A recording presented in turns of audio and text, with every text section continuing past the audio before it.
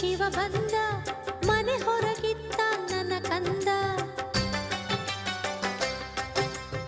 ಶಿವನು ನುಗ್ಗಿದ ದಾರಿ ಗಂಗೆ ಸೇವಿಸಲು ಮಗನು ತಡೆದ ತಾಯಿಯ ವಾಕ್ಯ ಪಾಲಿಸಲು. ಉರಿ ಉರಿಯಾದರು ಮುಕ್ಕಣ್ಣ ಜಕ್ಕನು ಮಣ್ಣಿನ ಈ ಚಿನ್ನ. ಕೋಪವೆಂದರೆ ಏನೆಂದು ರುದ್ರ ತೋರಿಸಿದ. ಶೂ